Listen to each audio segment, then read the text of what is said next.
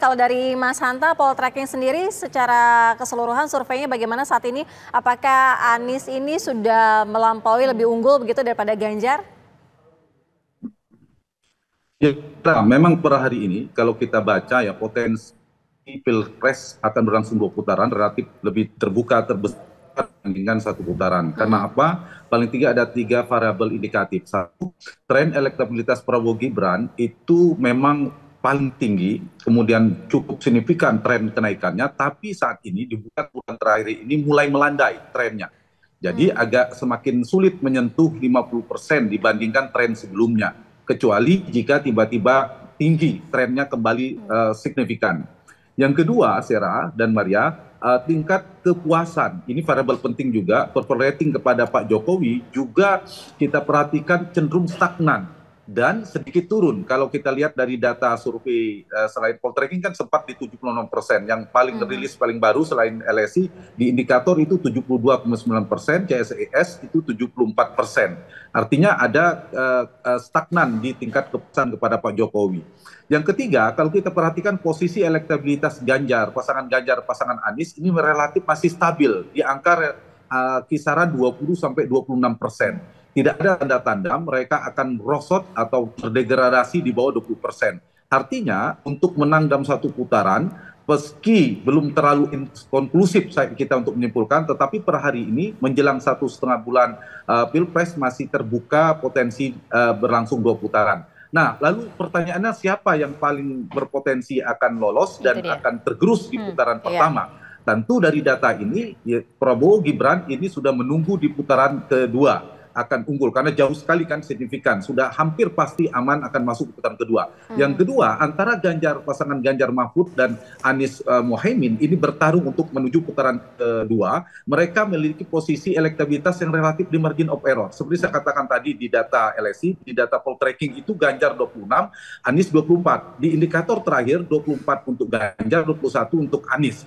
CSIS sebaliknya, itu di 19 Anies, 26 Anies, 19 di Ganjar. Artinya mereka cukup kompetitif, tergantung 2 variabel masing-masing.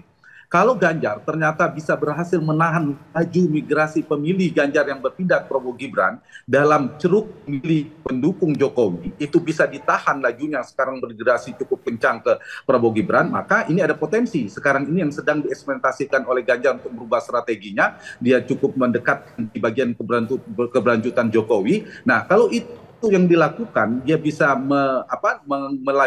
kegembosan suara Ganjar itu bisa dipertahankan. Ganjar punya potensi untuk masuk putaran kedua.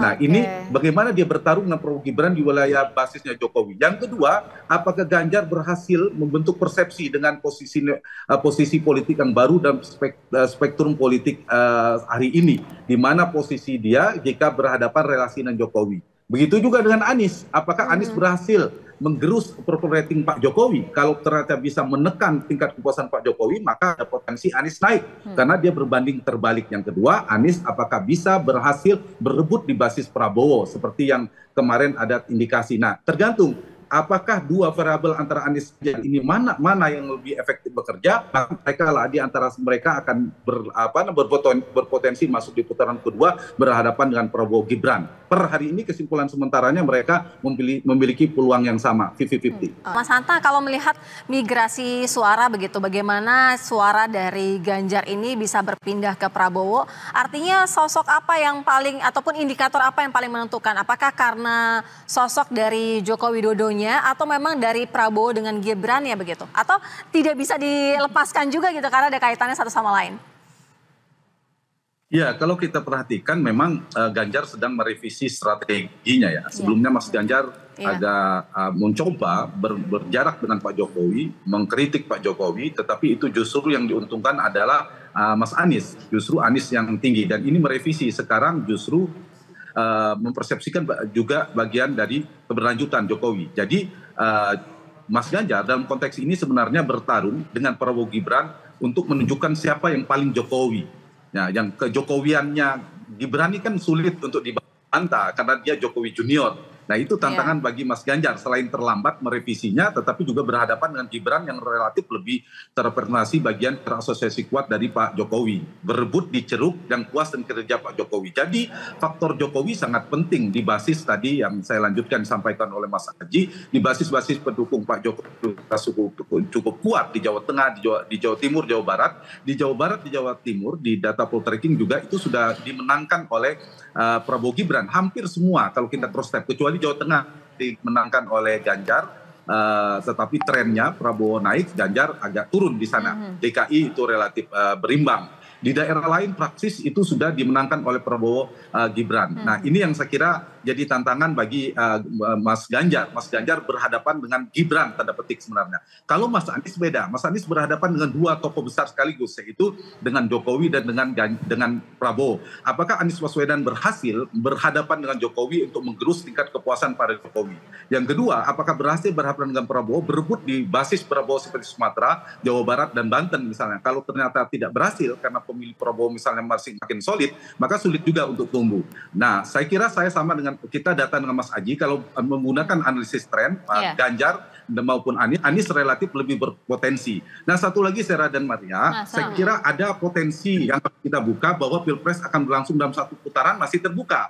Apalagi kalau kita lihat dari perhitungan Prabowo Gibran, itu potensi menang dalam satu putaran bagi mereka lebih besar ketimbang 2 putaran. Kenapa? Kalau 2 putaran, dinamika politik akan berubah, persepsi publik akan berubah. Nah, karena itu ada 3 variabel secara singkat saya ingin katakan, apakah ada peningkatan kepuasan pada Jokowi. Kalau tingkat kepuasan Pak Jokowi tiba-tiba naik sampai 80%, itu ada potensi Pilpres berlangsung satu putaran. Yang kedua, apakah basis Jokowi bisa solid digerakkan kembali bermigrasi dengan cepat ke Prabowo Gibran, itu terus tidak bisa ditahan oleh Ganjar, itu bisa berpotensi menjadi satu putaran semakin terbuka. Dan terakhir, dan satu lagi, apa tadi kerjanya Gibran ya di basis Prabowo, di basis Jokowi. Yang ketiga terakhir, apakah Prabowo bisa berhasil mempertahankan, menyolidkan basis dia di seperti Jawa Barat, Sumatera yang tidak tergerus Anies Baswedan.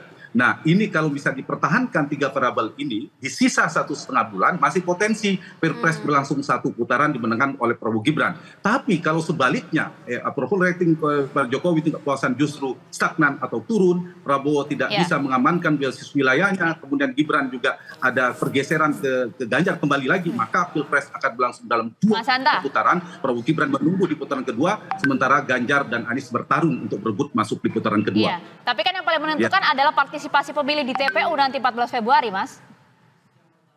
Gimana? Tapi kan yang paling menentukan adalah nanti partisipasi pemilih di TPU pada TPS pada saat 14 Februari. Betul sekali. Nah, variabel yang lainnya, Maria, betul sekali. Ujungnya harus didalami juga tingkat partisipasi di setiap basis pendukung. Nah, kalau ternyata selisihnya tipis, ini selisih tipis ya, seperti Ganjar dan Anies, maka di antara 2 pasangan yang imbang di margin of error, maka di antara pasangan ini yang bisa memobilisasi tanda petik basis pendukung yang dia kuat, itu tingkat partisipasinya sangat tinggi, maka dia berpotensi masuk putaran kedua. Misalnya saya kasih contoh, misalnya di Jawa Barat dan Sumatera relatif lebih tinggi tingkat partisipasinya ketimbang basisnya Ganjar di Jawa Tengah, maka Anies lebih berpotensi. Itu yang saya kira menjadikan variabel kedua siapa yang akan masuk di putaran kedua. Tapi kalau Prabowo Gibran itu akan sulit, sangat sulit untuk dilampaui dalam waktu 1,5 bagi Ganjar dan Anies. Tinggal mereka bertarung saja untuk melampaui di antara satunya untuk berhadapan dengan Prabowo Gibran. Kalau Pilpres berlangsung 2 putaran, begitu. Baik.